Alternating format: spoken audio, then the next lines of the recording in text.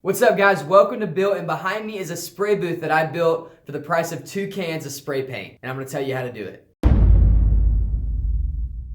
Alright, so I just painted some parts recently. If you want to see them, I have a video that I posted of me doing that actually in this booth, and I needed somewhere to paint them, and it was really cold outside. It wasn't much warmer in here, but it was a little bit warmer in here, and I figured if I could get a warm day, then a paint booth would work well. The only problem was this place is dusty. This shop wasn't used for like 15 years before I bought this house, and so it just collected dust and dirt and just crazy amounts of dust. And so I've been cleaning it and cleaning it and cleaning it, but dust just keeps coming really from everywhere. And so I needed something to keep that out of the paint, because dust in your paint in base coat or in the clear coat just looks terrible, and it's kind of hard to sand out without ruining the finish. And so this was my solution. It's not very sophisticated. It could be a lot better, but I don't think it could be any cheaper. And so I'm gonna tell you how I did it. Before I do, I gotta change to a Built shirt because this just feels wrong.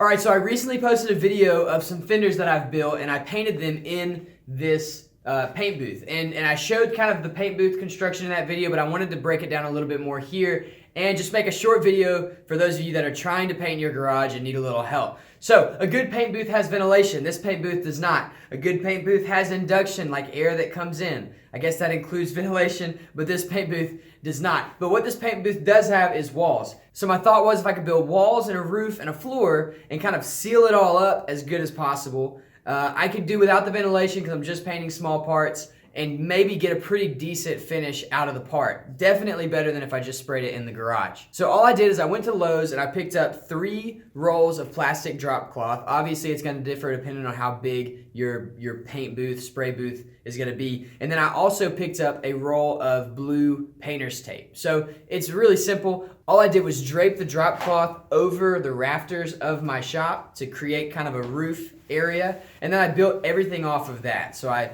laid one on the ground over the place that I was going to be painting. I used some sawhorses for my parts, so I laid the drop cloth over those.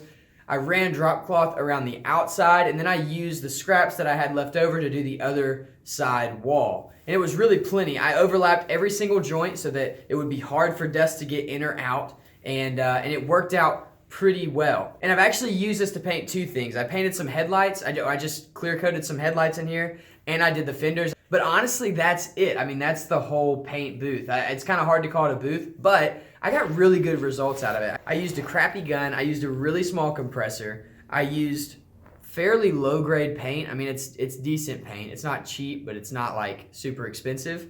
And I got really good results, and I didn't really have any dust in the paint at all. I got one piece of dirt, it was like a piece of grass that fell into the clear coat, and I just took it out with some tape and it was over. And it pretty much healed that spot. So I've just got to wet sand and polish, and it'll be really smooth. And the orange peel is kind of minimal too. I think it would be better if I had a better gun, but still, I'm really impressed with what this did. Now, it's not a long-term thing. You leave this up, eventually it's going to get just as dusty as the rest of your garage. But for a couple projects, if you need to paint something really quick, it took me like 45 minutes to set this up, and I was making it up as I went. So I think if I went back and did it again, I could probably do it in like 20 minutes. And it's really easy and cheap, and it works. I mean, it just does what it's supposed to do. So you're definitely gonna wanna check with your local rules on painting. I live in Alabama, so we don't have like any rules for anything. So you could like spray a car out in the yard like I did the other day, and it's fine, it's legal as far as I know. Maybe I shouldn't say that on the internet.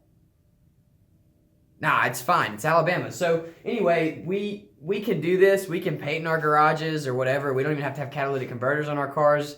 We barely have internet. And so basically we can do whatever we want here, and that's really cool, and it makes stuff like this very easy. So if your state's the same way, cool, go make one of these. If it's not, I didn't tell you to go make one of these. But it works, it's awesome, it's a great little paint booth, and it's cheap. Try it out, let me know if it works for you, and I'm gonna be painting more stuff in this until I can find a more permanent way to paint things. So you'll be seeing these a lot more, probably not this exact one. I think I've about let this thing live the longest life that it can live, and so I'm gonna have to find something maybe a little more permanent. I don't know, maybe I'll just do this again because it's so cheap. Hey, thanks for watching. If you like this video, like it. If you disliked it, tell me why, and make sure you subscribe for more videos. I've got a build going on right now for my MR2, so go check that out. I've got a new video coming on it very soon, and it's gonna be really awesome, I think. I don't know, I'm biased. And then I do a lot of help videos like this, like ways to paint stuff, on the low, on the cheap.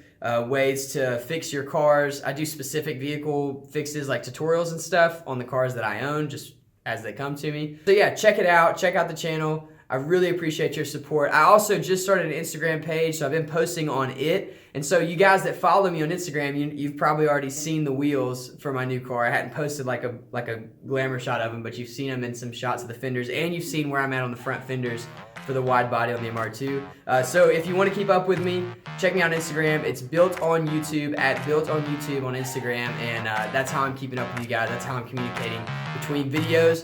Thanks for watching. We'll see you later.